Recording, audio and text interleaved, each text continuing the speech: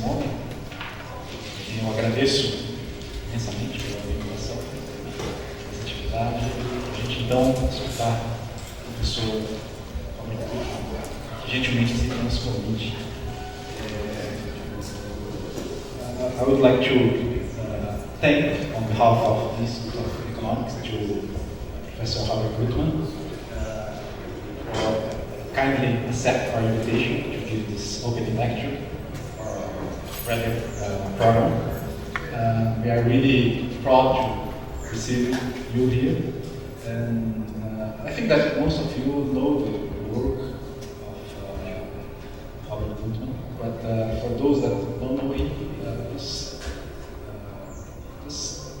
would like just to say that he's one of the most important academic thinkers that is trying to understand this new capitalism,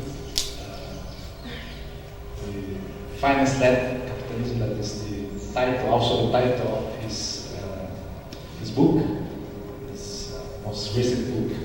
And I'd like to say that to have you here is very important also to maintain this long-standing relationship, historical relationship that we have constructed over the time.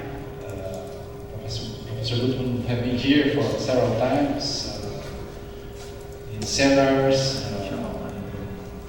research meetings, and with this partnership, I think that we have opportunity to learn a lot, and I think that it's also an opportunity to get this partnership more stronger, and then I think that we will again have the opportunity to learn this lecture, to talk about this very important thing for the overlap of different approaches in the heterodox economy. Then I would like to thank you again and say that it's really a great pleasure to have you here.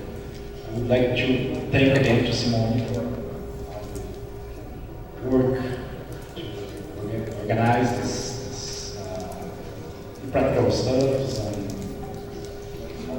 the work that it's very difficult. Take a lot of time, I think I'd like to deadline this effort.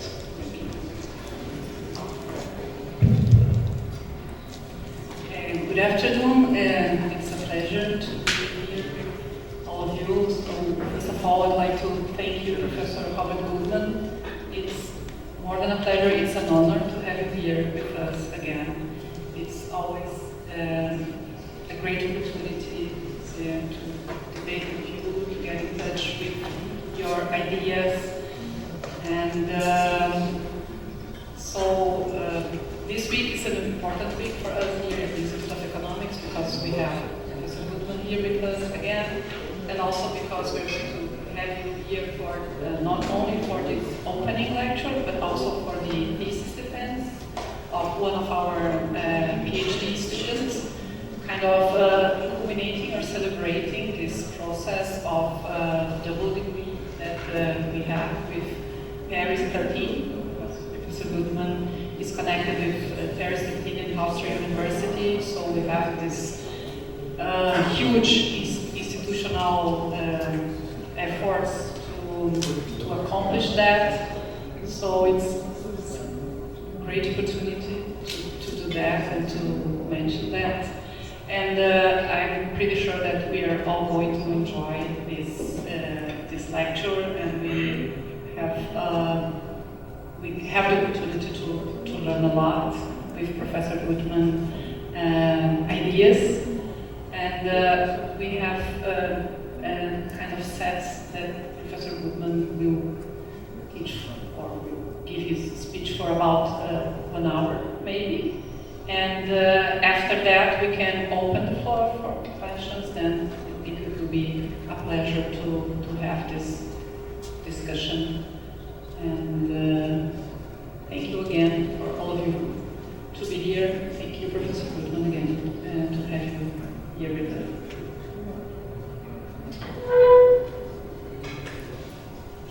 thank you very much for having invited me. This is like the 8th time I'm at Unicamp in 20 years, so it's been a good and productive relationship.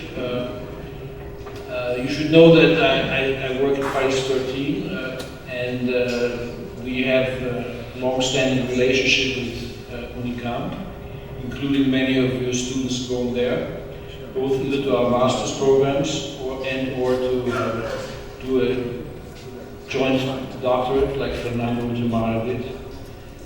So one of the reasons why we're together is that we both are places with a reputation for heterodox economic thinking. And there are not too many institutions. There may be 20, 25 institutions in the world that do heterodox economics in a majority program. It's always a complicated story in Paris. But one of the complications there is that there's different groups, right? We have post-Keynesians, we have regulationists, we have Marxists, and they often fight with each other. And one of the reasons why I'm there is to kind of try to make those fights a bit more productive and to avoid excess sectarianism. And this is part of what I've lived through, right? Because I've been working in different places. I've been teaching many different places. I can talk about it another time. But I was, sometimes with post-Keynesians, sometimes with Marxists, sometimes with European radicals, and everywhere I kind of learned. And one of my thinking process, I've been doing this for 42 years, is how to see the overlaps between those different heterodox approaches and towards a hopefully cross-fertilizing kind of engagement. Right? And in my books, I try to bridge those gaps and try to figure out what we have in common. So there are differences, but there are also overlaps. And the strategic purpose of my talk is to emphasize the overlaps. Right? But before we do that, we have to understand that the overlaps have to do with the break or contradistinction against the mainstream paradigm. Right? And we basically, when you talk about heterodox approaches in economics, when you're in them, when you're pursuing them, you're looking at the differences with each other, but ultimately what unites us is really our radical opposition to the structure and methodology of mainstream economics. And so it is important to understand the basic ideas of mainstream economics as a matter of beginning this process of contradistinction with the various heterodoxies. Right? So I'm going to just give you a very, a kind of a paraphrased summary. Of course, you're all totally familiar with this, but it helps to point them out explicitly at the beginning so that we can keep in mind why and how some of the key questions in heterodox economics have evolved the way they evolved and how we have to kind of push them a little further. Right? In mainstream economics, you have actors that are very strange animals, Homo economicus. They're strange animals in the sense that they're apparently not social actors, they don't interact with each other. So they decide alone, in isolation from each other, and they decide as if they knew everything, including the future. And they decide with one particular set of emotional preferences, which is basically optimization of certain objectives.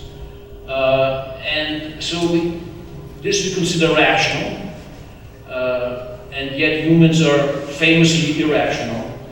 And so we have to, from the very beginning, ask ourselves, what purpose does it serve to build an edifice of explanation based on an animal that we're not? We're very different. And so that always has been a fascinating question. And in order for this question to be sustained by mainstream economics, they have to separate themselves from all the other social sciences. Because all the other social sciences would immediately invade this illusion and demonstrate it as such. So, of course, there's a reason behind this. There's a strategic purpose. And the strategic purpose behind this rational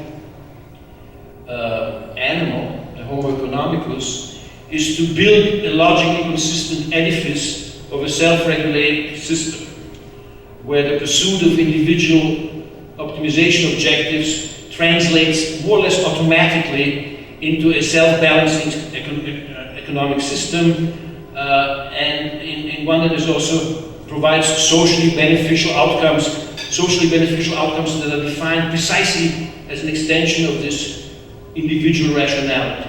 Maximize consumer surplus or producer surplus or whatever. Right? So the major goal of this exercise ultimately is to present a logically consistent justification for capitalism as the only system that satisfies the needs and wants of a rational human being. At the center of this, in this logically consistent construction, which goes through different levels, is the unifying concept of equilibrium, which of course is the both process and outcome of this self-balancing process that is this fictitious notion of capitalism.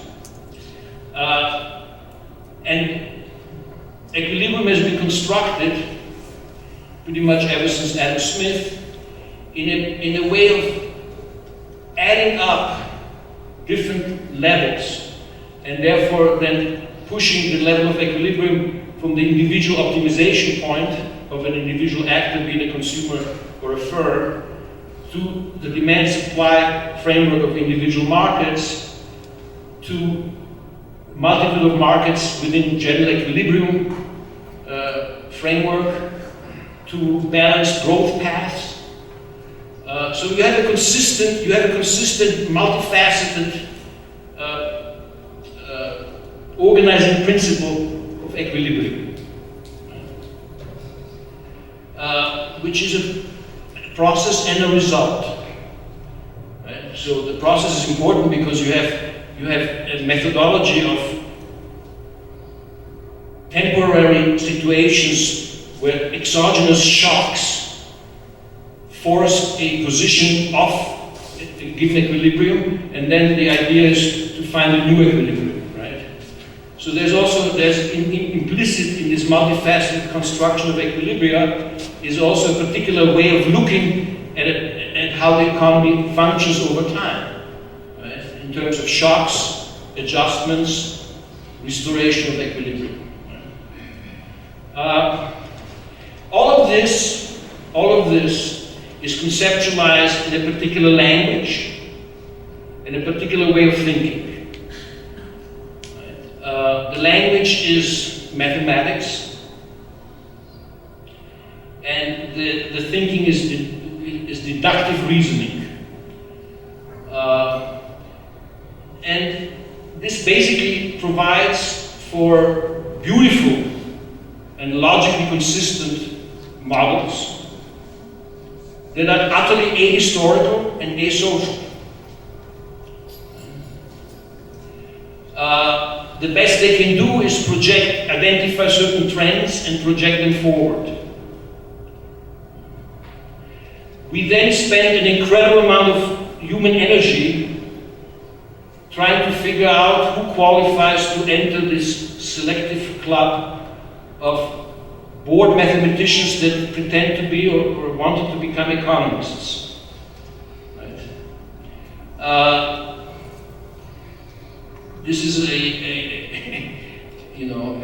complicated process, right? But it requires a lot of effort. And even students that I've had all my life for 42 years that have kind of doubts about this have a very hard time to pursue their doubts into breaking with this tradition and become heterodox economists, right? Because the process starts in your first year, and if you want to become an economist, you do masters, and you do doctoral thesis, and so you're getting socialized into a huge apparatus, right, of formation, of training, and with sanctions, positive and negative sanctions about your career prospects.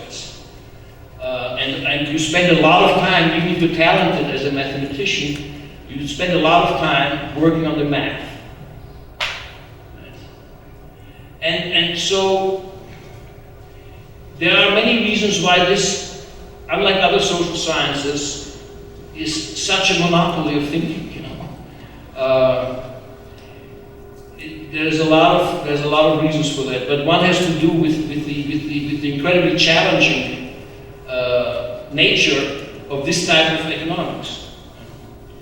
So, to go back to outlining the main facets of this paradigm,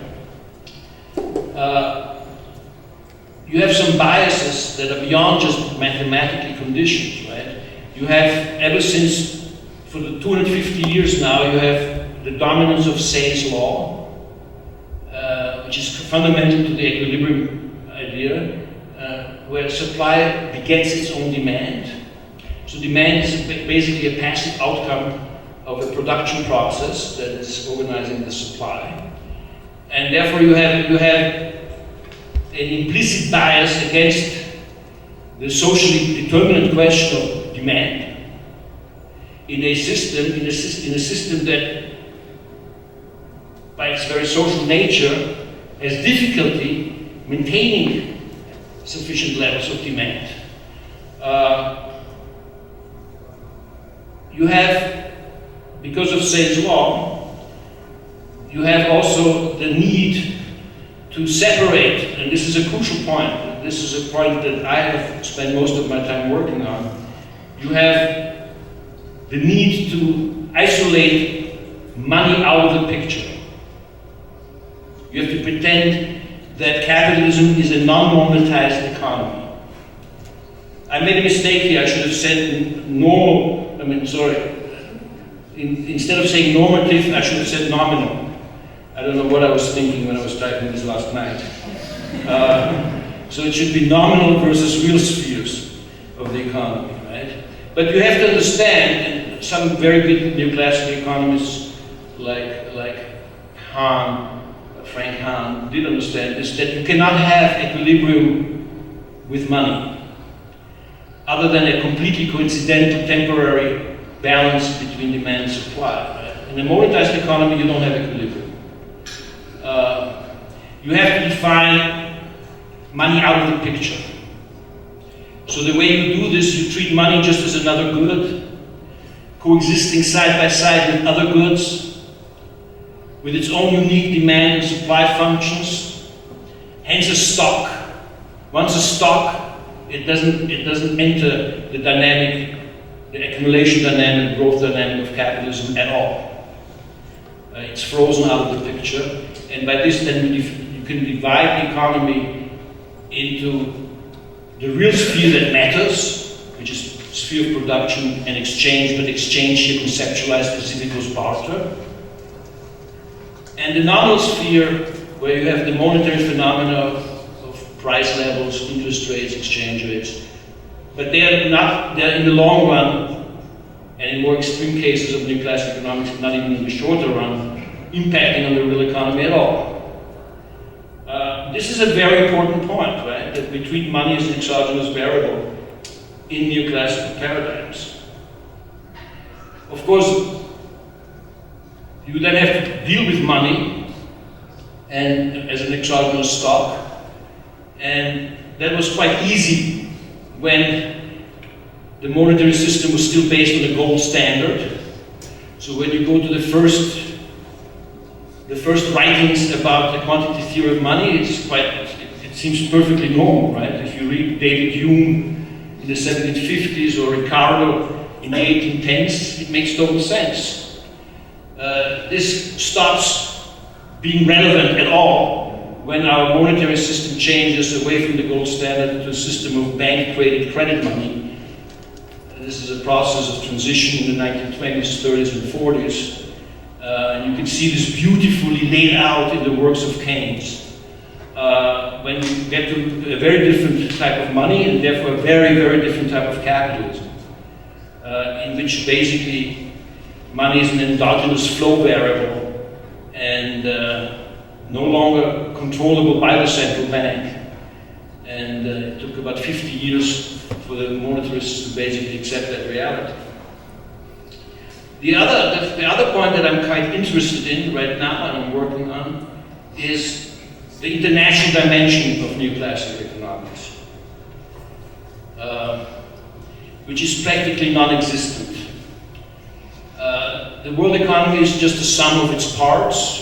It's the sum of the 197 national economies that are connected to each other by balance of payments and exchange rates, and that's it. So the world economy is seen systematically from the point of view of a single economy facing the rest of the world, interacting with the rest of the world. The world economy is not a system sui generis, right?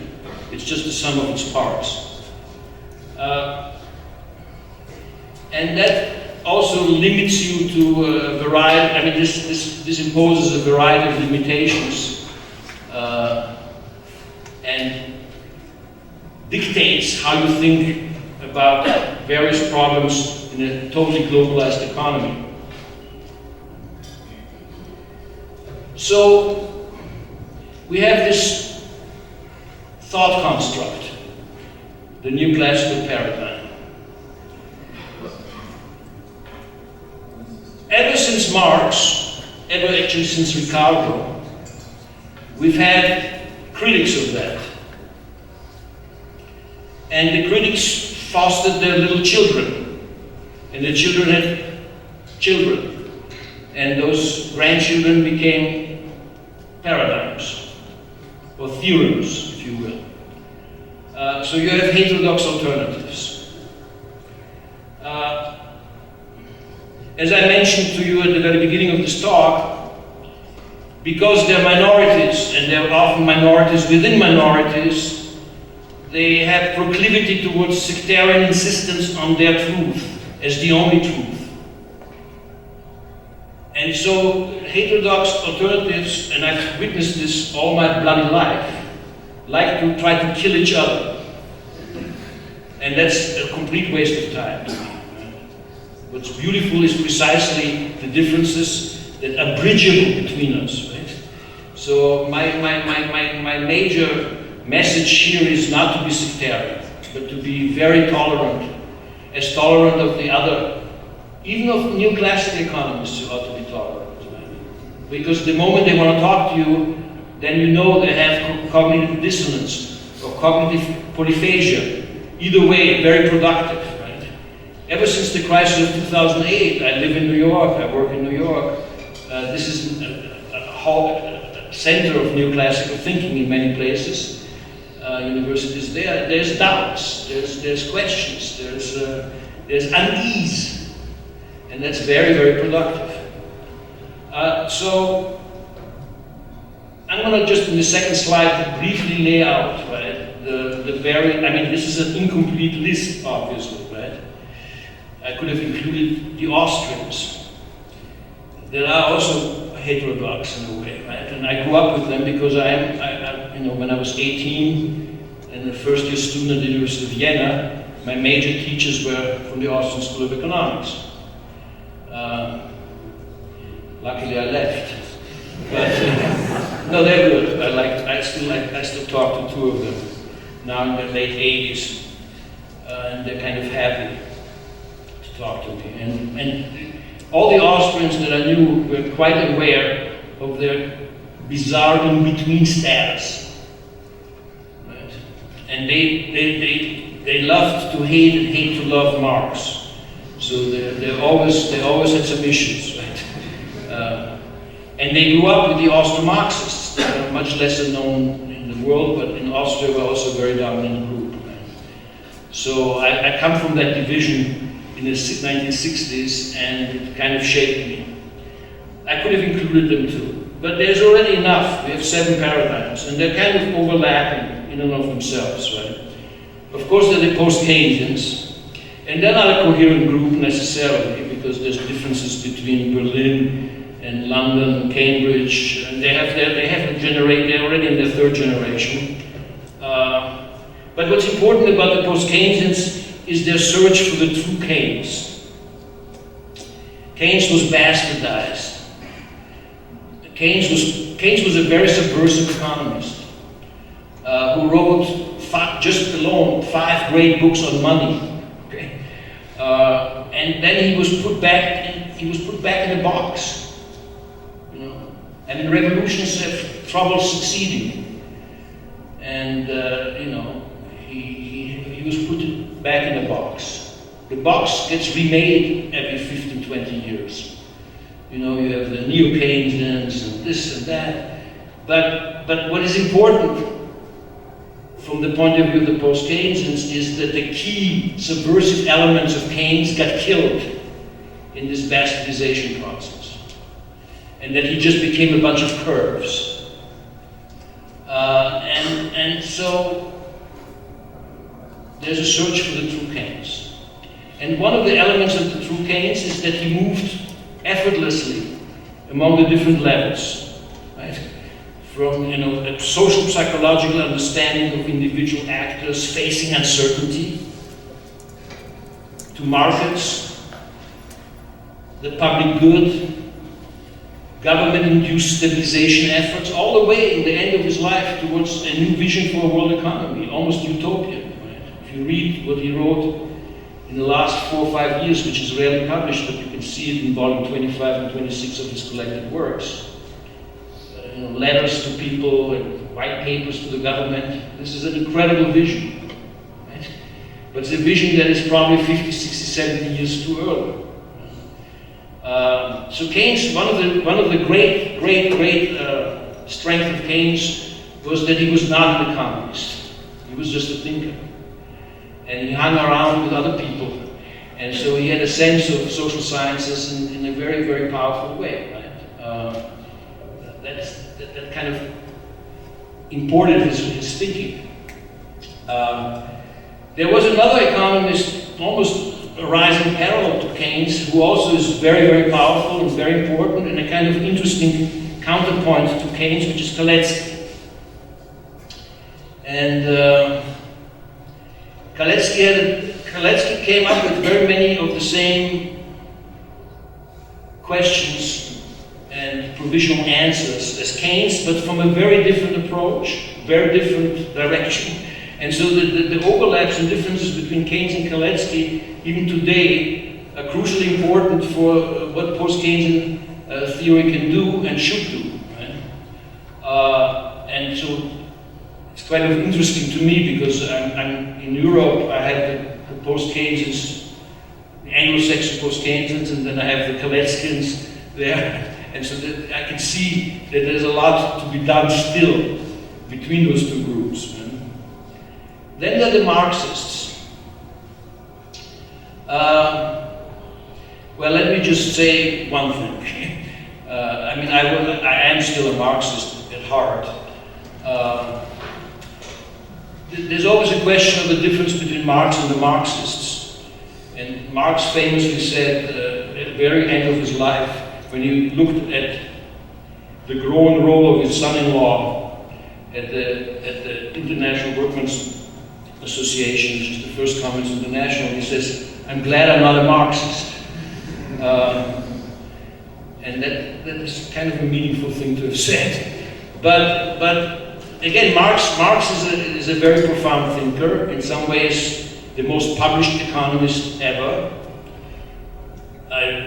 He must have written like 5,000 to 6,000 pages, some of which nobody ever reads, and that's a mistake. Because some of his writings are actually, some of these obscure writings are actually incredibly powerful. And I'm thinking in particular of the theories of surplus value, which is an amazingly powerful elaboration of all the economists that he thought were important before him and while he was alive. And it's a very, very systematic piece of work. where you get a different way of reading Marx in terms of contradistinction to the other economists. He has this all the time in his work, elsewhere too, but never as organized as in the theories of surplus value.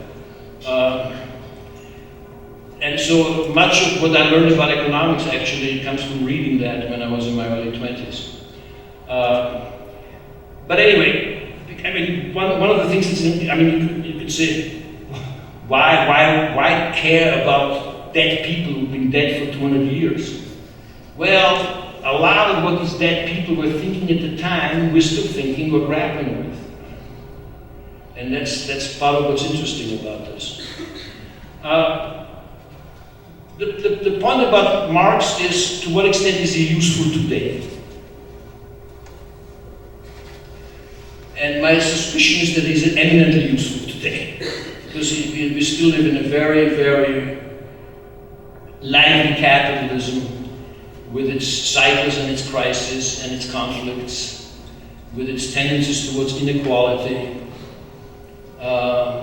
with its propagating and civilizing tendencies, underpinning globalization. So Marx is actually an incredibly good economist. The key question for Marxists today is what to do about the labor theory of value. There's a lot of Marxists who say Marx would be good if it weren't for the labor theory of value. And you know, one can argue pro and con. The labor theory of value has this problem of the transformation question, right? And it has a second problem, which is that there was a revolution that succeeded against it, which was the marginalist revolution. And the marginalist revolution, as it succeeded in the 1870s, kind of made the point of killing it. You know? So you have that issue, right? Personally, one of my dreams, I haven't thought and worked on questions of Marx for a while, is when I retire in 10, 12 years from now, just as I turn 80, I go back, I have another 10 years on fire, and I go through all the questions that I had in my 20s or in my teens, because I started reading Marx when I was 17, in a group of Marxists. I go back and I die with his book on my bedside. That's my dream. I know exactly where I want to go. Because while I find some Marxists very interesting, nobody is like Marx. On the other hand, I have to tell you something else that sounds arrogant, perhaps, but I was incredibly lucky to have been born in Austria, in a refugee camp in Austria, in 1951, which obliged me to learn German as my mother tongue, or as one of my mother, because I was in a very confused place of Hungarian and Ukrainian, Romanian refugees for 6 years. But I have found it difficult to read Marx other than in German, and I have also noticed that he doesn't get translated easily, and that you have to be very careful and find good translations. I can give you some advice about that if this is necessary. I don't know the Portuguese translations, but I know some of the English translations, and they vary much in quality. The man was a dialectical thinker and has a dialectical language, and you have to have a dialectical translator to capture that, and it's not easy to do. So there's this question. But the Marxists, I suspect, are going to be around. And they're going to be around, not least, no longer fettered or unfettered by communism and all the other aberrations in the name of Marx. Right? So there may be a return to Marx as one of the 3-4 greatest economists in a completely timeless frame of mind. Similar, not quite as, but a similar great economist also has his followers, and that's Ricardo. So you have neo-Ricardians, They're a very pesky and persistent group. And they have many issues to contribute to. I mean, it's the key transmission element here was Piero Sraffa. So they're in a way they're Sraffians rather than Ricardians. And Sraffa had a particular way of looking at Ricardo and selecting what he wanted to do. But you have the production matrix, which is very, very useful, of Sraffa. You have the question of monopoly rent, which you can generalize to look at power relations of excess profit capacity. And you have the whole question, a crucial question, that is both crucial in post-Keynesian thinking as well as Marxist thinking, but to which Ricardians have to contribute, which is distribution, income distribution, which is a totally crucial question, obviously, and a very directly political question. Then you have three institutionalist approaches. The institutionalists themselves, and they're mostly American. Then you have a kind of a French version that combines elements of post-Keynesian thinking with elements of Marxism, but centered around the notion of long waves, which I will discuss in a minute, to have a unique approach about the periodization of capitalism in terms of consecutive accumulation regimes, and also in terms of understanding the varieties of capitalism, and that's the French regulation school, l'École de la Régulation, of which, of course, the center is Paris 13, and I'm a regulationist, so there's that. And then you have an American version that I'm also somewhat familiar with, which are the URPI radicals, the Union of Radical Political Economy, who have a similar notion as the regulationist approach to accumulation regimes. They have something known as SSA, or the social structure of accumulation. They would be upset for me to characterize them as the US version of regulation theory, but the regulationists and the URPI radicals, especially those grouped around the University of Massachusetts, like Polin, Epstein, and I mean, we interact a lot, so it's quite clear that while we're not twin brothers, we're close siblings. You know? And then you have something strange but very powerful: behavioral economics.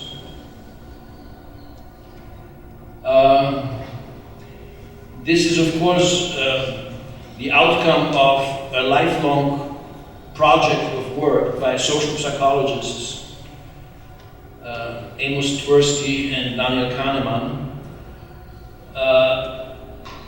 who studied decision-making under conditions of uncertainty to identify cognitive biases. And the implication of the cognitive biases, of course, is what, from the point of view of standard mainstream economics, is irrational thinking. But the whole group that formed itself, especially after Kahneman won the Nobel Prize in 2002, the whole group that formed around that, which then launched itself as behavioral finance and behavioral economics, is essentially has made a huge amount of progress, not least helped by the crisis, in terms of destroying key tenets of mainstream thinking, or attacking key tenets of mainstream thinking around the notion of efficient markets. So you have cognitive biases, ostensibly irrational behavior, conducted by these biases, or driven by these biases that lead them to inefficient markets. And they have made a lot of, they're a small group, but they've had a huge impact. So what I'm trying to do now, and I need to speed this up a little, is to basically summarize, in a very subjective way, of course, the key ideas that I believe heterodox economists can bring to bear in a combined effort to continue to work together rather than against each other. Right? Some of these points are wishful thinking on my part. Some of these points are actually points that have already led to a lot of different efforts at work. Some of them are in between. They have realizable potential because some people are interested in them. Right? So one of the important things, of course, is to reject equilibrium and to think of the alternatives, what that means. Because we do have a self-balancing system, right, of sorts, and we need to understand how it self-balances. Of course, one of the ways in which it self-balances is through cycles, and that means also through crises.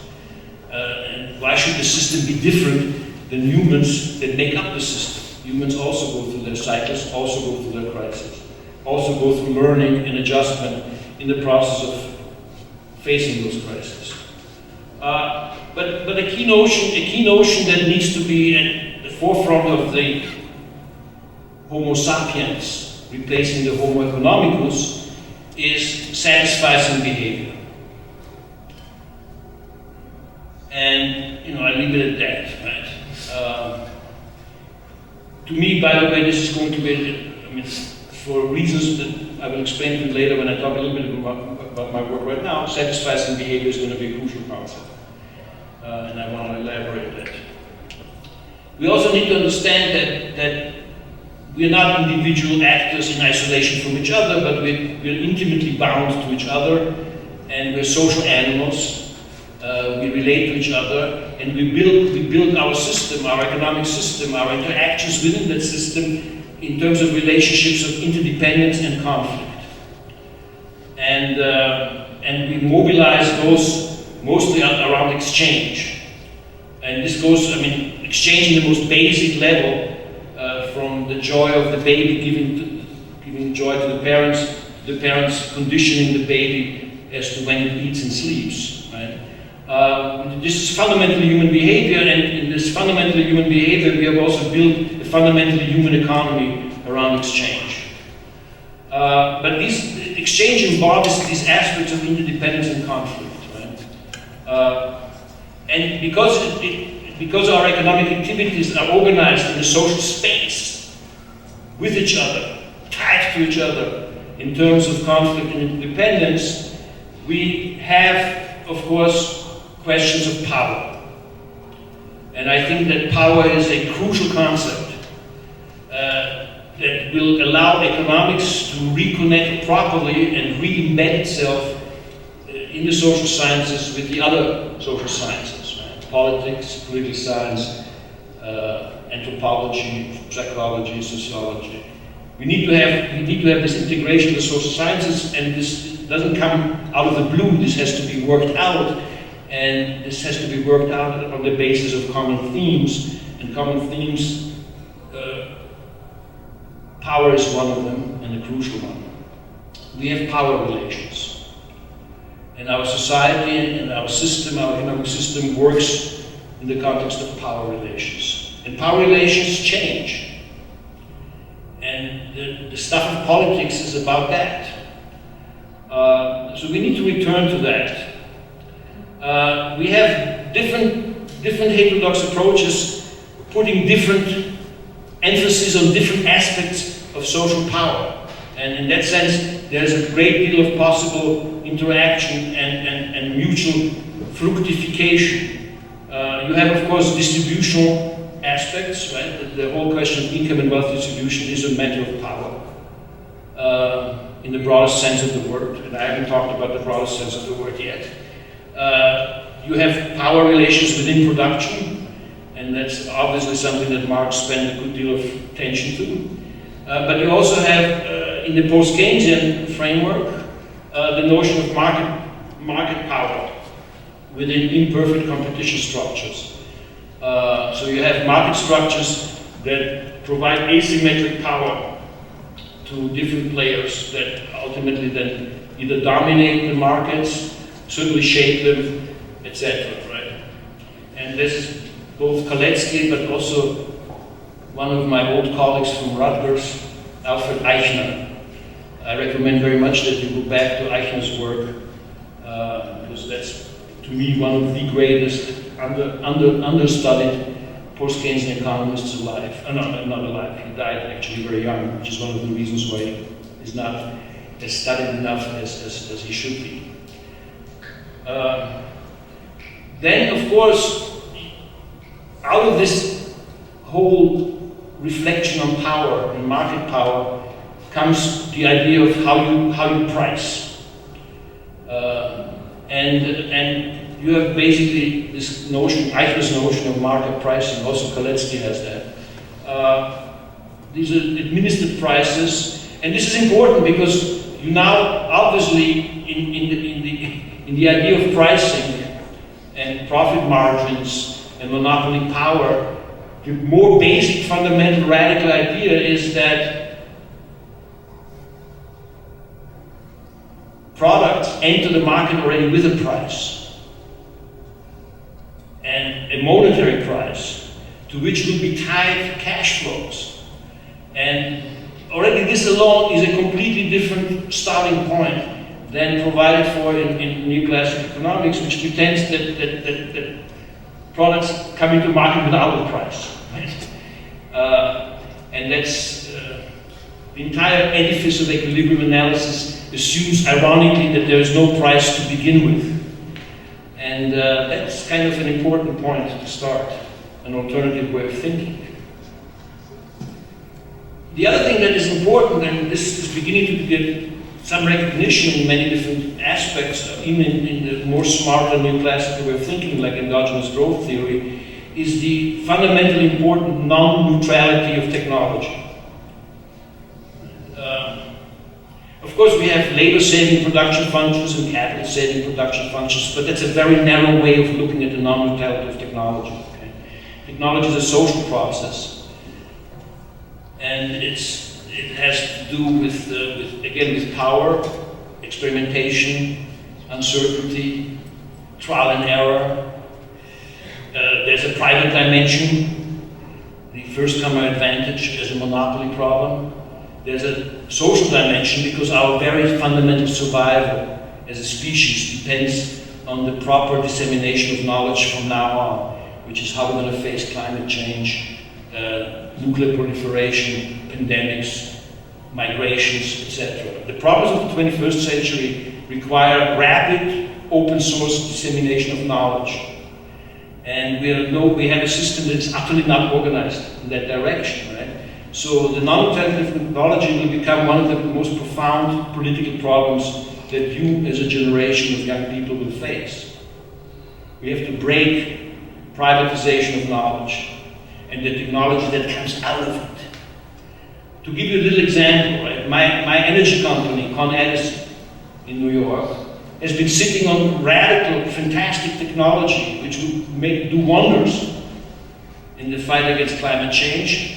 It's been developing them to control its non-dissemination.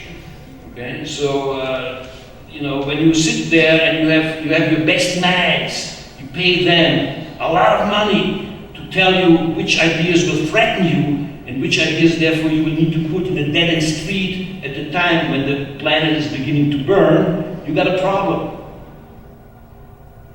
So, as I said, technology is a crucial question, and it's a fundamentally, I don't even know how to put it, it's a fundamentally ubiquitous question. Okay? It touches every aspect of our societal organization, and it is misorganized as it stands. So we need to go back to that question. Where I've done almost all of my work is on the question of money.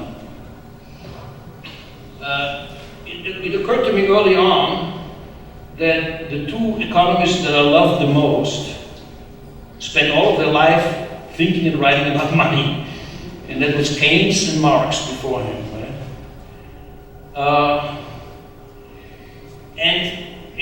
I think that 42 years later, I'm beginning to have a sense of it. Right?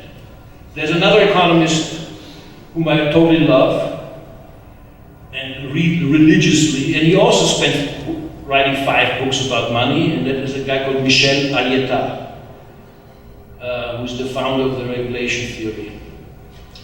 So there is something about this, right? Look, I don't want to get lost here because I need to, wrap up. But we fundamentally have to accept certain things, right? We have to accept that we are a fully monetized economy, that all our economic activities are organized as monetary circuits.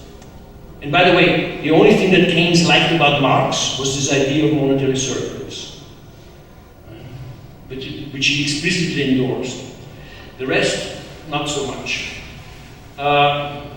And so when you think of monetary circuits, you get both a sense of social space, which is a kind of a horizontal space, and a space of historic time, which is a vertical space.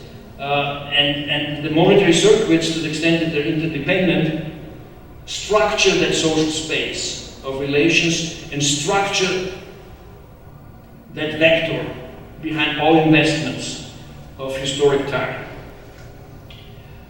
So once you understand that our economy is basically made up of these spatially interconnected and temporally interwoven circuits, then you realize that money is a flow variable and ultimately an endogenous flow variable, not an exogenous stock variable, and that it has different uses and therefore it has different motives of money demand, and that they're cyclically conditioned, and they also have a lot to do with distributional dimensions. So you can start thinking about money, you start thinking about a monetary production economy, you get relatively rapidly into a very different way of looking at capitalism than would be the case if you pursued the new classical separation of money out of the picture.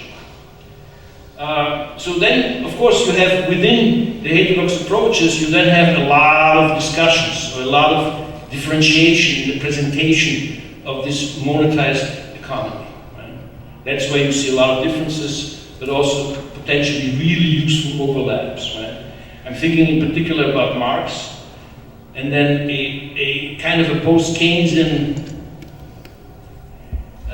variant of the Circuitists, and then next to them, in somewhat related fashion, the modern money theory. And I would also say later, as I will get into the next slide, different older schemes of reproduction. I'm thinking of both Goletsky and Luxemburg here. So there's a lot of different ways in which you can then try to capture a meso and a macro dimension to those interdependent circuits. Okay? And that's a piece of work that is quite underdeveloped. And would be very useful to push for a variety of reasons. Okay? Just to have a different way of looking at an economy in constant transformation, for example. But my last point is my last point, and that's the crucial role of finance. Right? That's what I fell into finally, and. Finance is notoriously understudied and ignored in new classical thinking. And ironically, it also has given rise to about 7 of the last 10 Nobel Prize winners. So there's a kind of an interesting contradiction, right? And it is this contradiction that should make you think of what's up with this financial economics thing, and why is financing all those macroeconomic models barely existent, yet obviously it's hugely important because of so many economists having dedicated their thinking lives to financial economics, and the process, by the way, I may add, also made a huge amount of money for themselves. So I work on finance, and of course I start with Minsky, because Minsky is perfect in terms of Keynes and Marx. And we're now 20 years past Minsky's death, and we have to think about financialization. And we're thinking about that, obviously.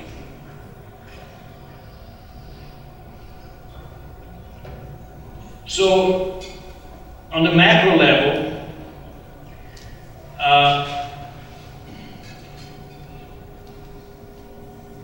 it's pretty obvious that other than the post-Keynesian regulationists, the macro dimension still requires a lot of work, right?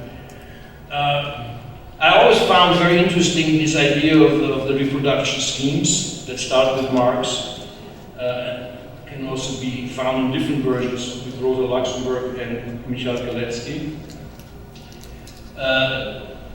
You have on the macro level, you have these cycles, right? And here I didn't put this in the slide, but I recently reread Schumpeter's Business Cycles, and I recommend it once again.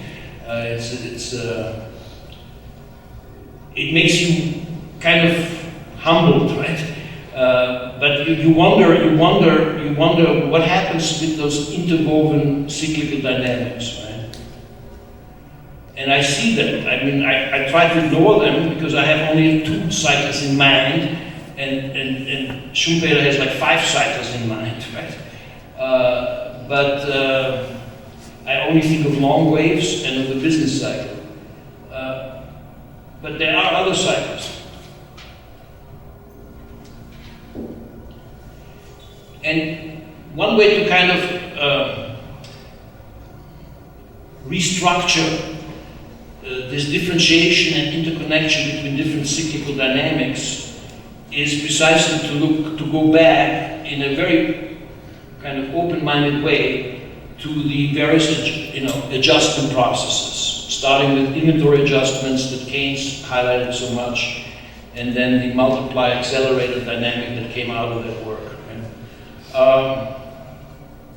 You also then can connect this back to Kalecki, because Kalecki is one of the reasons why Kalecki is so good is that he has these micro foundations of macro dynamics, and in particular the cyclical profit investment dynamic.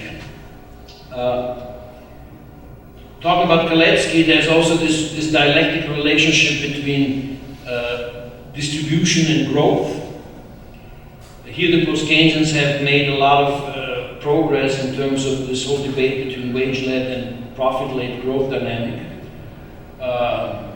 You then also more recently had Thomas Piketty analysis of the long-term trends of income inequality and the implications for growth. So there's a lot of good work being done. And then, of course, we come down to the question of macroeconomic stabilization policies and the need for a new type of left and for a new type of pragmatic left in terms of coming up with good ideas about policy mix. I have a bunch of things here that you read. I need to go on to my last slide.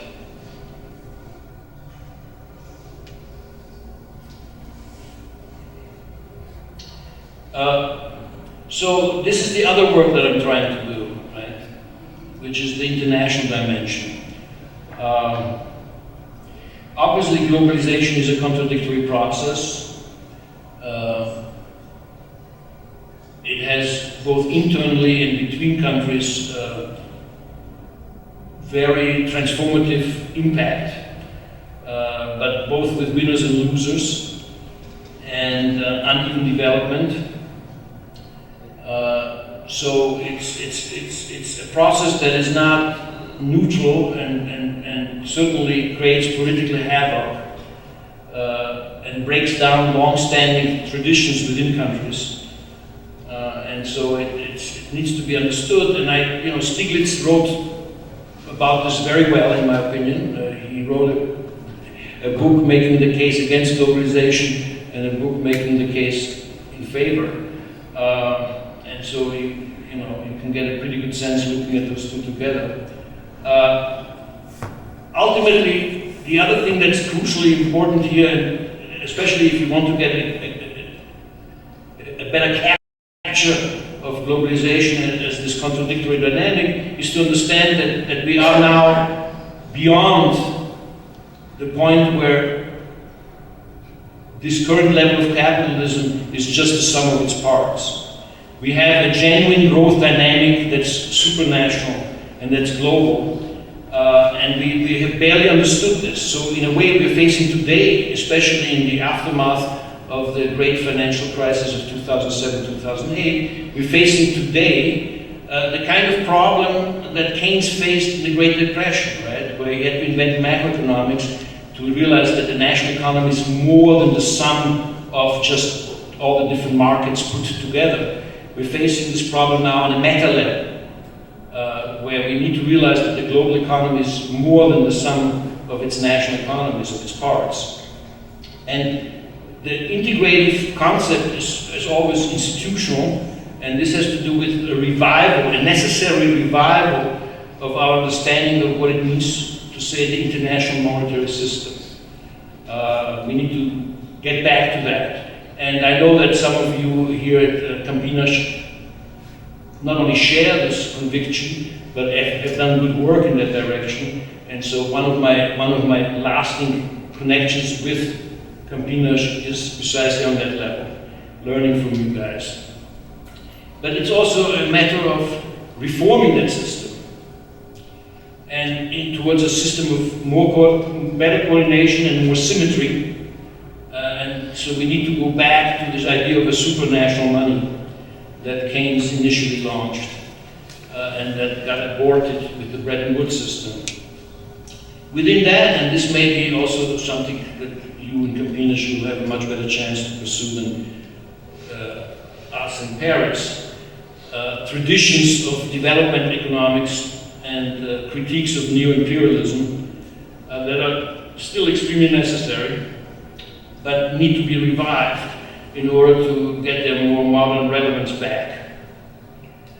And in the end, we have this question that I'm working on right now, which is how to rethink economics and finance in the face of climate change. I talked to some of you in November about that. But this ultimately depends on rethinking what it means to say sustainable development. And in the process, you realize, as you rethink economics and finance in the face of climate change, the imperative need to reconnect economics with embedded in society, as messy as that may be, and then reconnect both economics and society back to nature. All of which we have done a lot to separate against and from, right? So we really need this kind of paradigm shift, this kind of intellectual revolution to face the very basic problems of climate change. The problems of climate change are fascinating, but they have to do, for example, with the dissemination of knowledge. They have to do with the transformation of prioritizing technologies. They have to do, above all, with a long-term horizon for planning and investment that we don't have. And this then poses the problem of the discount rate. And who decides the discount rate? It has to do with the question of global public goods, the question of supranational governance. These are fascinating questions. But they are questions that unite us as a species, and we may then return to a more humanly species-oriented economics. Thank you.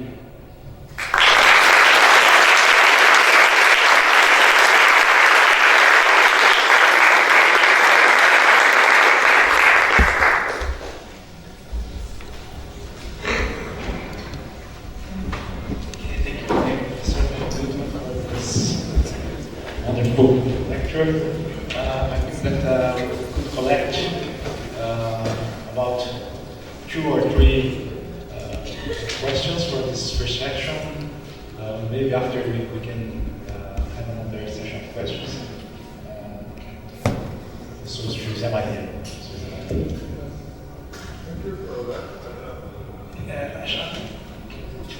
Vou deixar o microfone com a plateia para para gravar nosso registro. Thank you for that. Very clear. I have one question. If we should do better as a 0.5 in one of micro aspects, why new Schumpeterian is not included in one of your classifications? Because in terms of number of relevance on work, I consider that they deal with this point of the importance of technology in relation to technology and society. Very quick.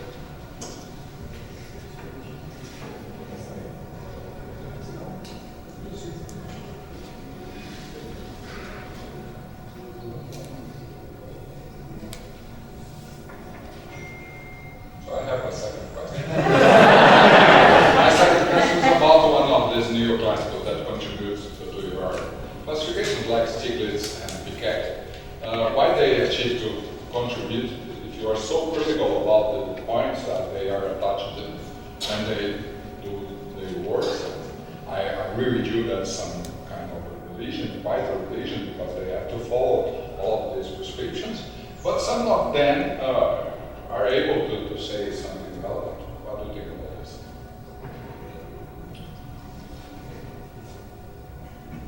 I'm going to answer these questions because they are very profound questions. Well, look, Schumpeter, I love as much as anybody, and he was, I mean, he's like me, he's Austrian, right? And like me, he went to the States. So, and Schumpeter is fantastically important also because he does politics, he does, sociology, history.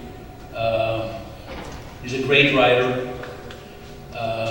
And important for me, all the great economists were very much aware of the other economists, and he's definitely very aware of that. And I mentioned him also, going back to his book on business cycles. I can mention other books that he wrote. The problem that I have in this particular, I have two problems here, right? I cannot talk about everything I think in love. I have to make a selection, and I made a selection. It's quite a brutal selection. And the other thing that I'm currently kind of more obsessed with is this marriage between Marx and Keynes. And this does not mean that Schumpeter suddenly disappears from my thinking. He never actually does. But to me, the crucially important point, this has also to do with a particular problem that I'm facing right now, because I'm the last one left from the group, the original group of the regulationists, right? Everybody retired. I'm the only one left, right? And that's why I'm in Paris 13, and I have these two groups. No, he's retired. He's retired. He has my son as his last student. Right? He retired January 1st, 2017. And so there's this work, a very complicated political process at Paris 13, right? Between these two groups. And so I'm sort of in between those two groups, right? And so it's not just my own intellectual challenge, but also a very particular type of academic political work that I have 2 more years to do before I retire. And so I retired in Paris in 2019. So, but this is not an excuse, right? Rest assured that Schumpeter to me is one of the 5 greatest economists ever, and that I've read. I've tried to read him all my life. So the other question that you had about Piketty and Stiglitz. Look, I mean, first of all, these are hugely important economists in the sense that they have a lot of public space. They enter the mainstream press, and they're doing a very good job propagating their ideas. They're very, very mediatic. They're very smart. They're very different from each other, right? I know them both personally. They are not heterodox economists, but they know a lot about heterodox economics. And they're fairly open-minded in their own way, and they understand post-crisis the need for a bridge, right? The need for a communication, a conversation, a dialogue, an exchange, and they're more excited in some.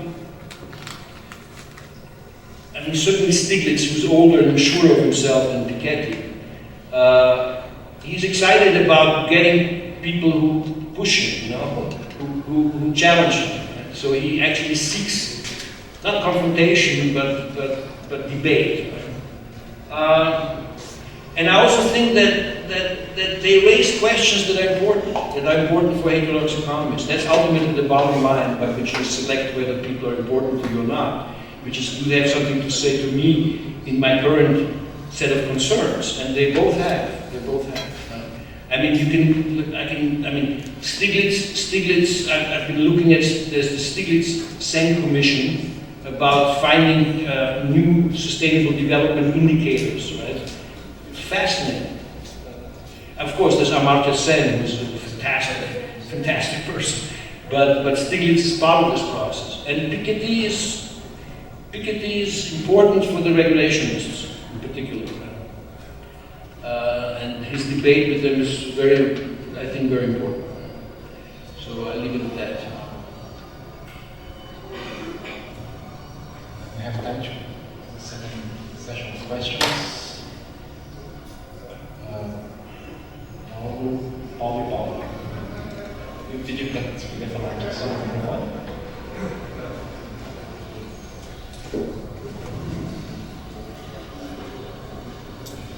Professor Guttmann, thank you very much for your interesting lecture. I would like to raise a question about your last point here, redefining and reconnecting economy and society, embedding both in nature. I would like to know what do you have in mind in terms of classical authors, because we have classical authors about this kind of thing, because obviously, we have now a large literature, a lot of different things, and very extensive literature about this kind of problems, climate change and so on. But in terms of classical authors, what do you think would be the best? I was thinking about, I don't know, Bolton, Georges Reagan, but I would like to know about you, what could be the best guides for us? Thank you for the lecture. Can you explain a little bit more about this concept that's monetary variability? Can you explain a little bit more? Yes. Can I just compliment from the first question about the professor, about the table, about the question? Because we're thinking a lot how the earth is going to be destroyed, like the end of the earth. We are thinking about the end of the earth, but now not about the end of the capitalism. Like it's difficult to think about the social conflict and all of this stuff. And if you can explain a little bit about that, and you can complement your answer, and this is exactly what we Right.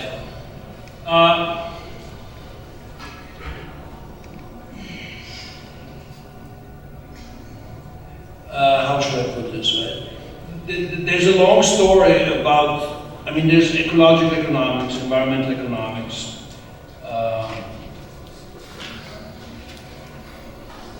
and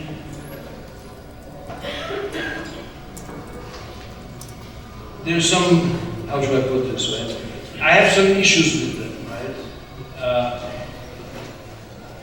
Part of it is that there's a bias towards zero growth, and I don't think that that's necessary. Part of it is, like the Georges Rogan, it's very physical, there's this whole, so I have not actually found a good economist's approach to nature, right? And I'm kind of wondering, right now I'm stuck because I'm writing a book about this, and I'm in this chapter, exactly this chapter, how to reconceptualize nature in this question of climate change and environmental degradation, and I'm getting into other people about nature. Right? because I realized there was a systematic expulsion of nature that goes through the history of economic thought, right? And so the way we thought about nature, you know, you can go back to Smith and Ricardo and then see how Ricardo twists it, and then you can go back, try to see Marx on it. There's a bit, but not a lot. But then you really realize at some point the new classicals were basically saying nature is part of capital. And as long as you can replace the degradation of nature with something else in terms of capital, that justifies the degradation of nature, of natural capital, right? And the environmental economists, there's Hartwig, there's Douthwaite, they kind of did not have a very good response to this, right? Because either they're basically like Schumacher, the anti-growth, or Victor, right? The anti-growth, or they're trying to argue that you cannot. I mean, this is Hartwig's rule. You cannot just replace one capital with another. That nature is not capital, but they don't have a very good vision yet. So this is a kind of an underachieved. There is no great economist on nature, okay? In the way this has to be thought as beyond just a production function or a resource, right? And you have this whole other environmental services and so forth, right? Which gets me to her question, which is the kind of how do you build an ecologically oriented capitalism? You know, how do you build that? What does it mean? What does it mean to have a capitalist system that tries to preserve the ecosystem of the planet for its own reproduction? Right? The left would always argue that this is impossible. That this is impossible. That how can you reform a system that has been responsible for this kind of problem, right? Apart from the fact that it's an intergenerational problem, that there's this tragedy of the horizon, that we need to make radical decisions now to have results 50 years from now, way beyond our own life cycle, right? That is already a problem for anybody, but particularly in a capitalist organization of the which is an instant gratification system, right? So the great political question, but it's fundamentally political, is the choice. You either reorganize capitalism through a political process, and once you start going down that route, and this is what I'm trying to write about, this is a political agenda, right? Because you have to change a number of things to even have a chance to get into a zero emission system, right? We need a zero emission system by 2060. Right now we have stopped growing emissions, but we have not reduced emissions, right? And so we have a certain carbon budget, and we have 30, 40 years to put this into place. Right? And to put it into place requires a lot of different changes that need to be organized on a global level, right? For which we don't have institutions in place. We have the very little beginning with the Paris Climate Change Agreement, the Climate Agreement of 2015, and that's the beginning of a process, right? But it's ultimately a political process, because what you need is a kind of a global effort for the kinds of necessary technologies, and you need to get rid of huge industries, fossil fuel industry, okay? And these are all stranded assets that are worth trillions. How do you get rid of that? And so forth. So we have incredibly interesting questions that are fundamentally political, that will arise for sure, because one thing is clear to me. I've seen it with my own eyes. Climate change is devastating. It's devastating. I've lived, just let me have a minute, right? I've lived through three experiences that convinced me that this is deadly serious. I used to be a scuba diver in Belize, the second largest coral reef in the world in the early 80s. I took my 2 kids back 3 years ago, and half of the coral is dead. But it also means that half of the fish is gone. And you start wondering what happens when all the fish are gone, right? What happens just to our ecosystem when there's no longer any fish? And the current projections are that in 40 years we will have no fish. But 1.5 billion people eat fish every day. So there's a question there. The second thing that I've done all my life, not all my life, but when I was young, I went to the Austrian Alps, I'm Austrian, and I skied in the summer on glaciers, which is the best thing in the world. I mean, I know for somebody from Campinas it's kind of weird to say that, but you know, it is one of the greatest experiences that you can have, because it's warm, it's sunny, and the snow is soft, and you can just ski without worry, right? There's no ice. Again, I took my kids back, but this time I knew in advance that this would be a shock. I was surprised about the coral reef, but I was not surprised about the glacier that I used to go to. It's called Zillertal. That glacier is broken. But when you think about the disappearing glaciers, you realize the glaciers feed the rivers, and many cities are built on rivers. And when the cities are no longer naturally fed by their ecosystem, which is river-bound, what happens to those cities like Innsbruck or Salzburg or all those little Austrian towns? But my most profound experience was the Hurricane Sandy in New York. I live on 14th Street, 400 meters away from where I live. A power station exploded because salt water invaded a wall that was higher than this. A storm wave that was higher than this building hit the power station exploded. After that, 5 days without electricity. And I live on the 22nd floor. I lost like 7 kilos. Going up and down, trying to get water. I just died. Going up and down there, you know, with my daughter and my son. My son was sick, but ultimately he looked at me and realized that he had to help me, right? So to get a hurricane in New York in October, right, late October, is bizarre. And so, right now I see also when I walk to the river how the water is rising anyway, right? And Hofstra is also just on the southern shore of Long Island, and I realized that the students have parents whose buildings they can no longer insure because the normal privately or based profit-based insurance system no longer works, and the government is too right-wing or too crazy to give insurance on a so what I'm trying to say is that this is already a huge problem, and it's going to be exponentially intensified. And it creates an incredible challenge beyond capitalism. The question is, how do you deal with it? And what happens if you don't deal with it? Right? Because it becomes, when you're my age, it will be an existential question. 40 years from now, this is an existential question. No question about it. You cannot assure the survival of our species. We underestimate how bad it is.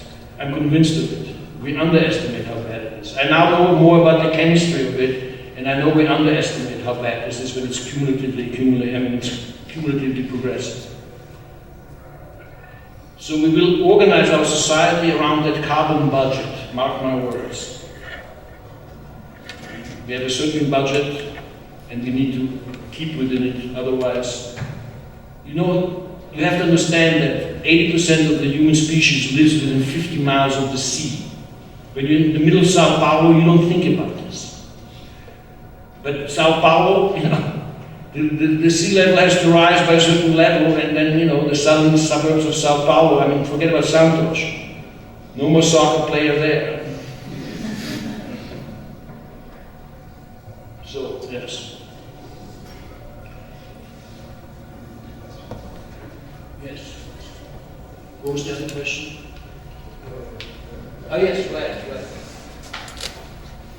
This reconnect. in the economic society? No, the monetary pyramid. Sorry, the monetary pyramid. Well, you have you have Daniela Prates and Bruno Di Conti, who've been working on the monetary pyramid for a while, right? But the monetary pyramid is the uneven internationalization of currencies and the hierarchical organization. And of course, we had a dollar-dominated system since World War II, but there's a gradual erosion of that dominance.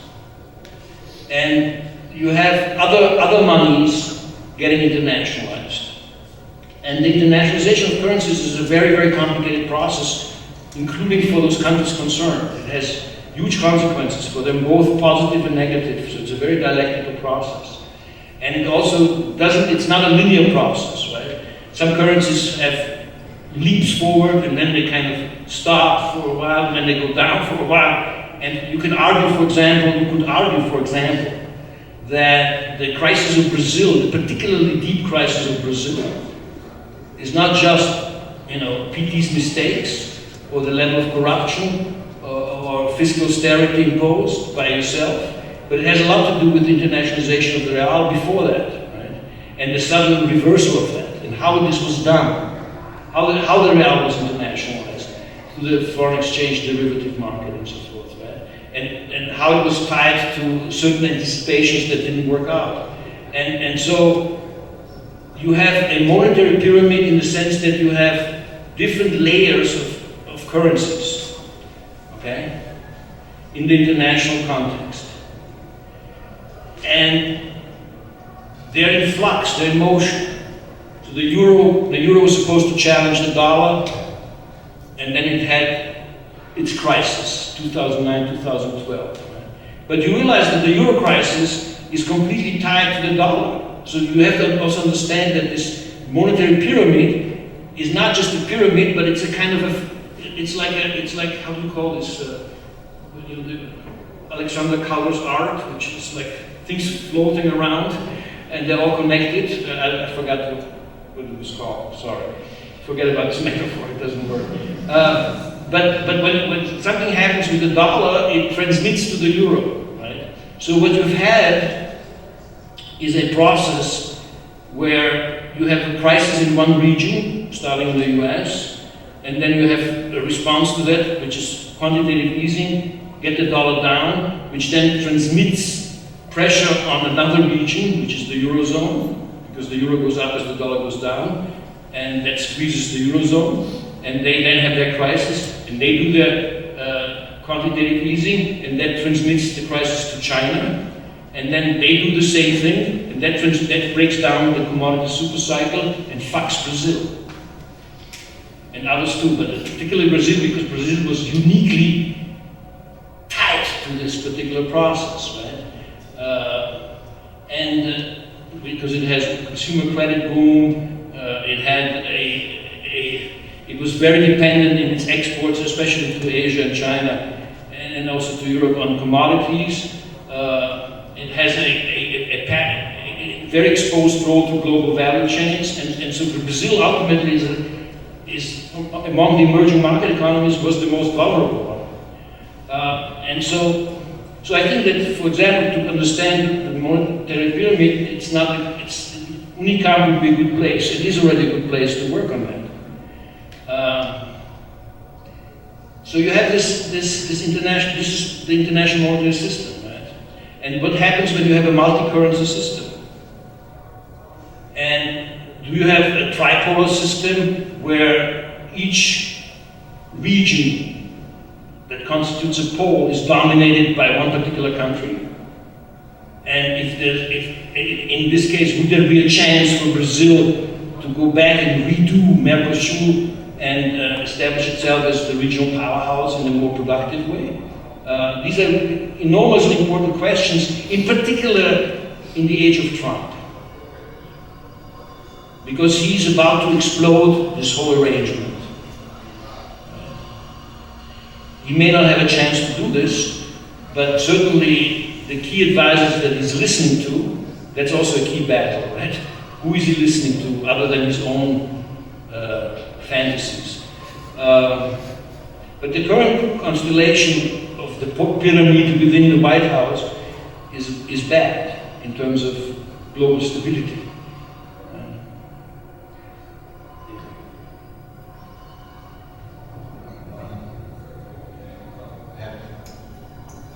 Three questions.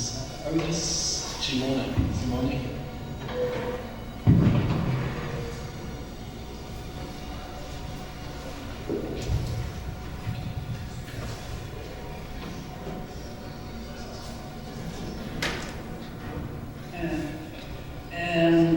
Thank you again, Professor Guttmann, for your lecture. And I'm not sure if it's a question, but I'd like to share my impressions with you.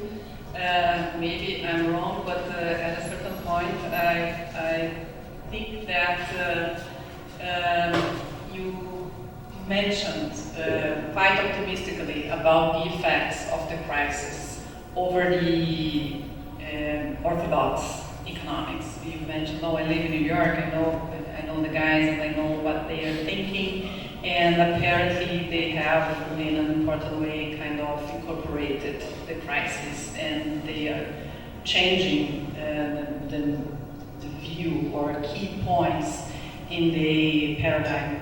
And so maybe it's because I'm not in New York, maybe because we are here, but just to share my impression that regarding to that, I use it to be more optimistic, in the sense that back in 2008, 2009, I thought that this crisis will really shake the whole building of orthodox economics.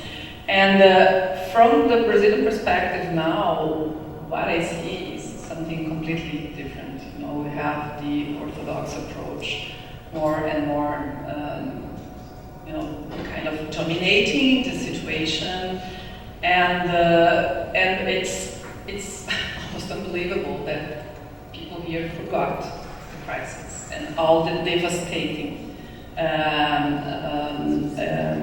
effects of the crisis that has almost destroyed our whole society, and we have those effects going on and on and on, and we don't talk about that anymore. It's almost forgotten, so I'd like to share those impressions with you. Yes. My question is very different. I think it's better than what. Okay.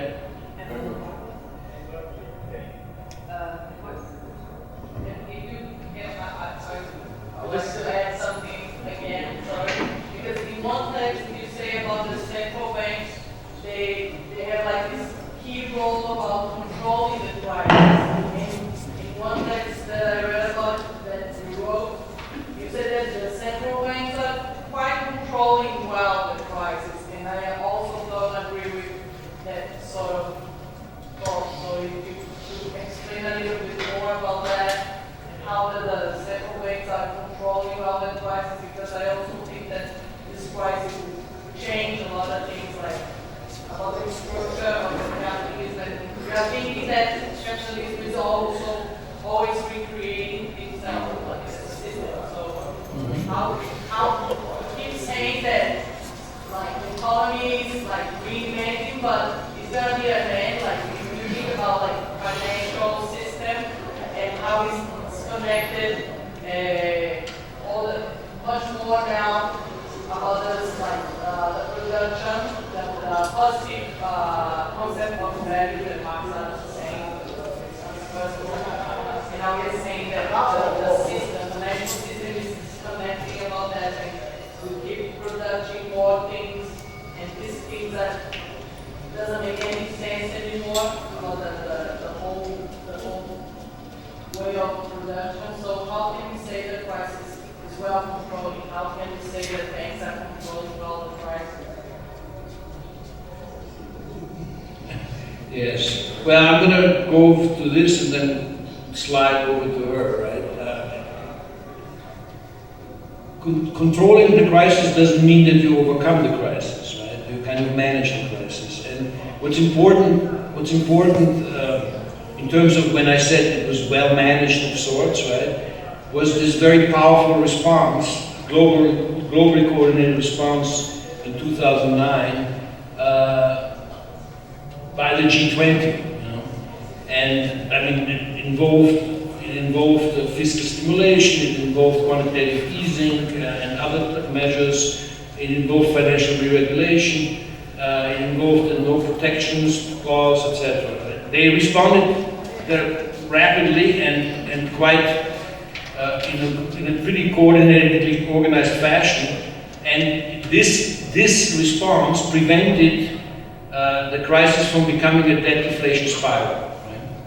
And so when you have a systemic crisis like this, the risk is that you fall into a debt deflation spiral, which Fisher discussed in 1933, but which is always there in terms of the great crisis, right? And so we didn't go there. We managed to avoid it by very little. I mean, it came very close, right? When you actually think through exactly how this happened, and the 5 times when you had basically the systemic crisis manifesting itself, this was a very, very close call, right?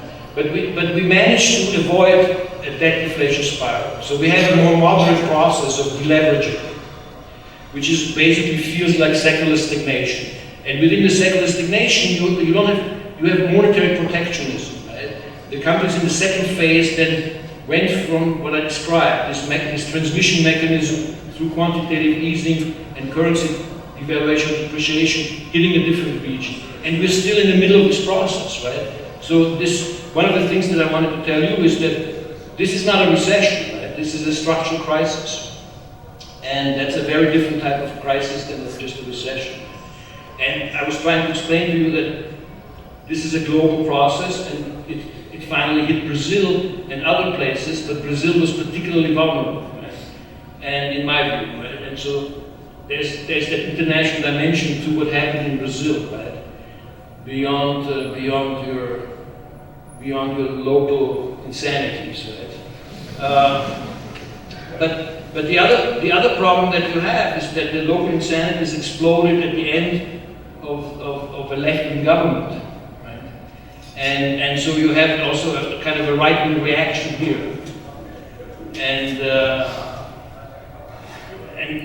there is this, because the crisis is still here and it now manifests itself in this extremely slow-motion secular stagnation process of deleveraging. You have a lot of political turmoil. It takes time for this political turmoil to kind of become systemically important as it is now. And you had the same thing also in the US, right? I mean, we have a recovery, but the recovery leaves, a lot of formerly blue-collar workers without a good job, and they're like angry as hell, and they turn to the extreme right. And before that, they were always on the left. And this happens in France, this happens.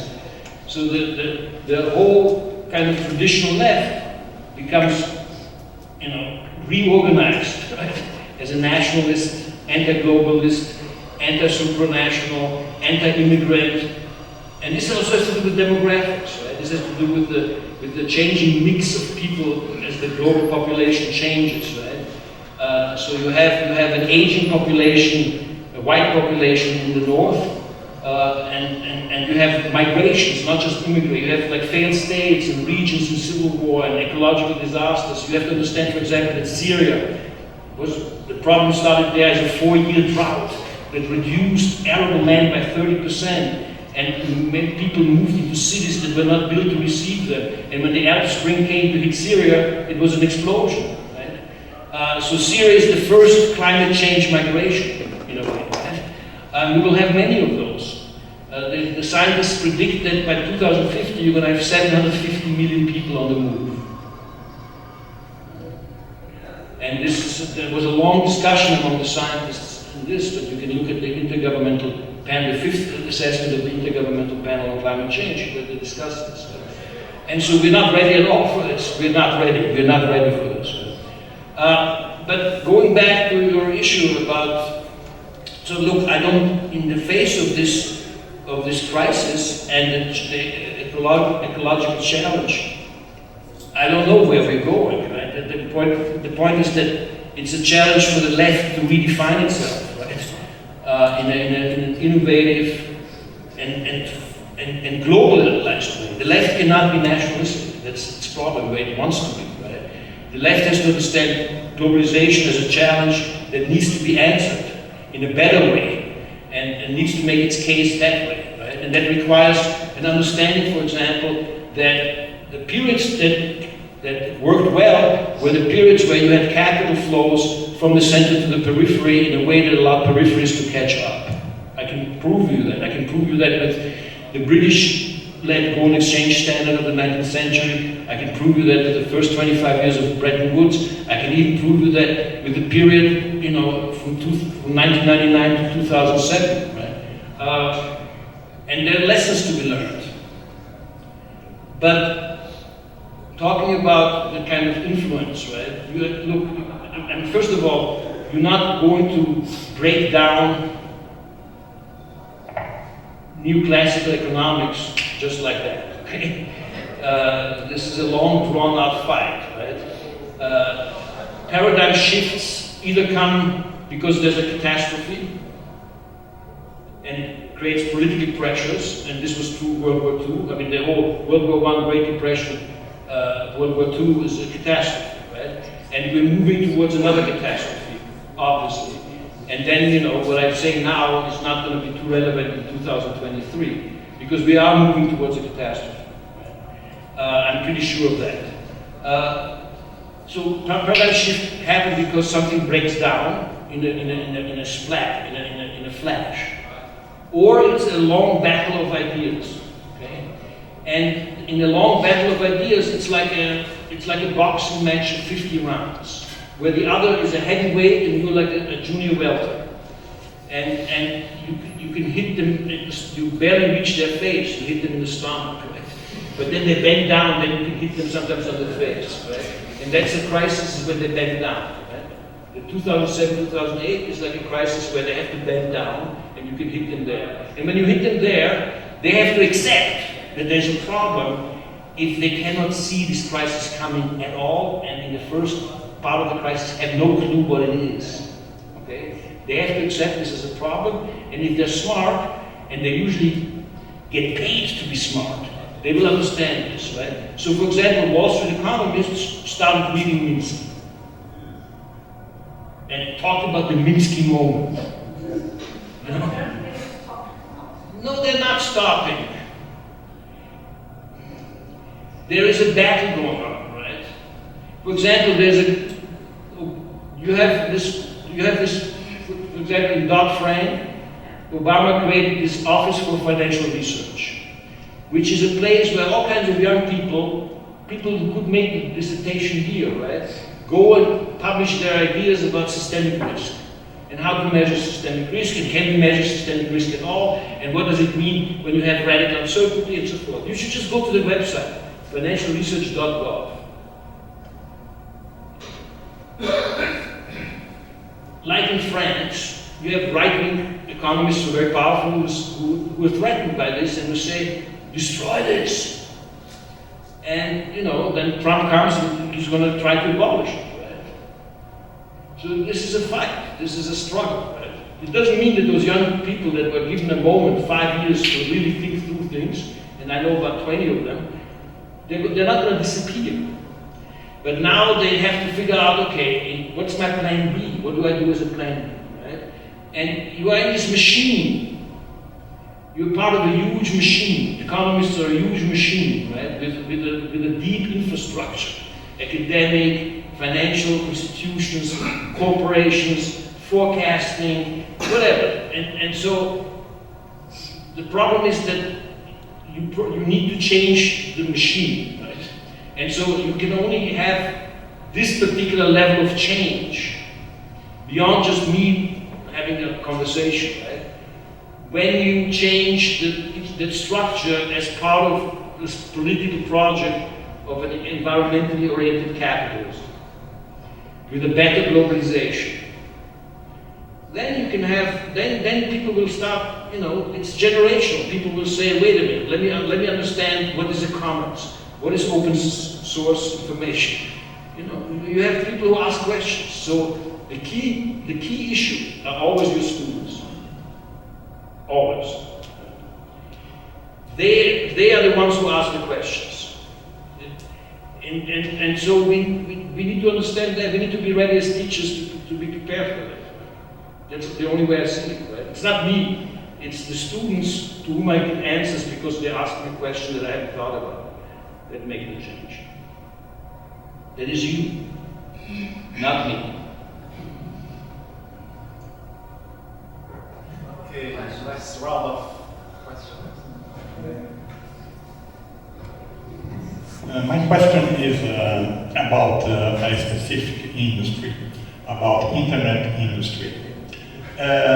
What you could talk about this new, or not so new, kind of revolution of internet and sharing economy, like phenomena like Uber, like Airbnb, and crowdfunding, and so on.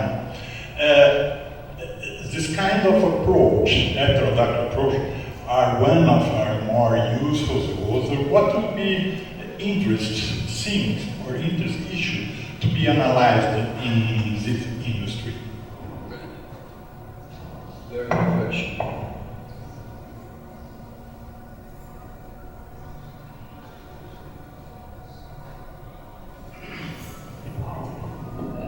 As a student, I would like to know, in your opinion, what's the importance of mathematics in modeling for the different heterodox approaches? How important is this kind of tool in a world with so much data available? Wait. Which in a world with so much data available? Do you like to? Yes. Like this question about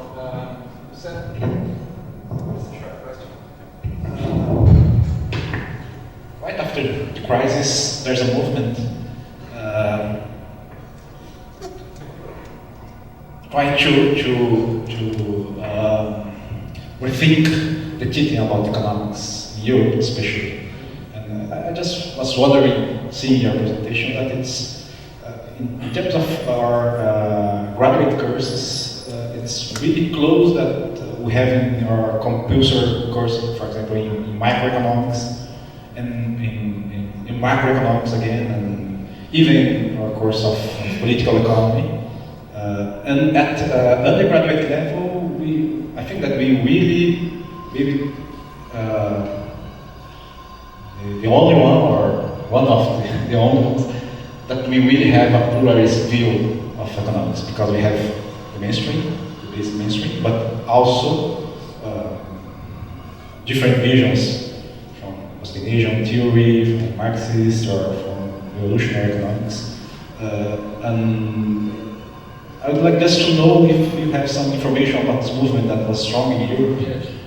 Or if you're more strong, or if you have some kind of retreating. Yes, of course. All right, so I'm gonna answer them in reverse order. I'm gonna be, excuse me, with the freedom to go crazy, because your questions will drive me crazy. But I mean, yes, this movement is important, and it goes to what I said before. The students are the ones that make changes, right? And so this is a movement of it's a global movement, but you're right, it's particularly strong in Europe, of young people challenging the standard economics education, and they're pretty strong at Paris 13 where I work. And so they have obliged, so I mean, the question is how do the institutions respond to that, right? And some of them respond by saying, okay, you're right, we need to change. And then the question is, how do they change it? So, you know, it's important to look at how certain places where this movement was successful, you know, what happened, and how did the courses in microeconomics change, for example, right? And so at Hofstra, for example, for undergraduate students, we redid a whole bunch of courses, right? And my department is very mixed, right? And so we had a very interesting process of talking about, okay, how do we teach microeconomics? Should we teach game theory to 19-year-olds? How do we redo econometrics and so forth, right? And so that's a very important part of the process, right? And it means that, how should I put this? In the US, private universities compete with each other, so they have product differentiation needs, right? So some schools understand, like Tufts, for example, or some of the smaller colleges like Smith College, they understand that, well, we don't just be leftist, we want to be useful and rethink the skill box and advertise it, and so you make changes, right? You make changes. But it's the movement that makes those changes happen, right? It's not professors getting bored and saying, okay, I want to teach game theory. No, professors are more into the routine of repeating after 30 years. So when they're like my age, they're like not waking up one day and says, wait a minute, what can I do that's new? You know, you're facing students who say, fuck you, I'm gonna leave you. I don't wanna live with you. I don't wanna listen to you. Then you start waking up, and then you wake up really fast. Because the one thing that's terrifying are angry young people. So you need to foster their anger, and you need to nourish it, and you need to be ready for it, right? And it's there. It's there. It's absolutely, totally there. It's always there. And I see it wherever I go. And I mean, just the impact of Sanders at Hofstra, which is not a radical place, right? How fast students got like, yes, I listen to this man, and he has a vision, and blah, blah, blah, blah, blah, right? So there's this useful role of elderly people who are paid to think and talk in the face of the turmoil of the young. Right? And that's a very basic answer. Right? About the mathematical models. As long as we understand what they can do and what they cannot do, they're indispensable. I was too unjust, right? But that's in response to the total dominance, right? And the pragmatic impregnation of a particular way of doing a thesis that requires you to just like focus 80% of your attention on those 5 models that you need to show and piss out, you know. And so it's like a self-imposed prison. And from that perspective, I put it down. But in terms of knowing what you could do with it, and knowing that there are different types of maths, it's indispensable. It's a way of thinking, it's a way of communicating, it's a way of approaching certain problems, it's a way of seeing connections, it's a way of measuring things, it's a way of empirically being the blind tapping the elephant. And there's a particularly important role for mathematicians that are socially conscious, who can build a bridge between these 2 ways of thinking. So those are really special people that are needed desperately. Okay? The danger with mathematicians, and I have 2 great friends who are mathematicians, they're like, it's hard for them to be as driven and as obsessed, especially as they get older, with the social part. Because the mathematical part is like fire in their brains, and as fire in their brains, it makes them tired early, so that by 40, 45, they slow down, and I just sped up, right? So they're a dean, they don't do math anymore as much, right? But anyway, you get my answer, you get the drift of my answer. It's indispensable, but it needs to have its place. And it needs to be a place within an agile body of action, right? Rather than a super heavy fat paradigm that defines how we think. Because you cannot be dialectical and mathematical. It's very difficult, other than chaos theory, or game theory. You also have to have qualitative and inductive ways of looking at the world, right? So you need a plurality of both reflection and communication and conversation. But the math has its place, no question. Especially with big data, because if you don't have good mathematicians with big data, it becomes a tool of oppression and manipulation. So there's also a real danger there that requires good mathematicians and socially conscious mathematicians to push back. About the internet. Well, the first thing is, I don't think the internet is just an industry. Think of the internet as the first step in instant global communication capacity for everybody on the planet. And think of it also as the first step in the merging of machines and humans, which will become dramatically enhanced with nanotechnology and artificial intelligence. Those two technologies will mean that we will have incredibly smart microprocessors in our bloodstream, okay, which will reprogram us completely, right? So the internet is in that sense far more basic revolution even than electricity was. It is the essence of societal reorganization from now on. So I have a pretty, I barely know how to text, right? So my kids always do everything for me, right? But my kids they're techno people, right, in a way, right? And they do their techno stuff, right? And they do socially, politically useful techno stuff, like building a platform of commons online and so forth, right? So I can see through my two children who are brilliant and highly developed internet people, how profound it is. But then you mentioned Airbnb and Uber, and that just also shows you the disruptive force, right? The destruction of embedded industries. And this is revolutionary. Right? You don't have to have a political agenda to know that this is going to be revolutionary. Right? That hotels are never going to be the same, brokers are never going to be the same. All of this gets completely done away with. So it's a profoundly disruptive force, right? And it has to be approached dialectically. At the same time,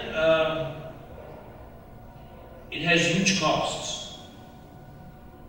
It has huge costs because, like Schumpeter understood, creative destruction, the destructive part is faster than the creative part. It goes back to the non-neutrality of technology and how technology, who controls it and who uses it as weapon. And it makes us in a differently human, but in some very fundamental way less human, right? Maybe more human and less human at the same time. But when you can break off your love affair with a girlfriend by just texting her a message that says, "See you later," then you got a problem. When I'm sitting here and students 24/7 can go after me, in the middle of the night, there's an issue. So, I have mixed feelings about it. Right? I'm pretty glad that I'm going to die in the next 15, 20 years.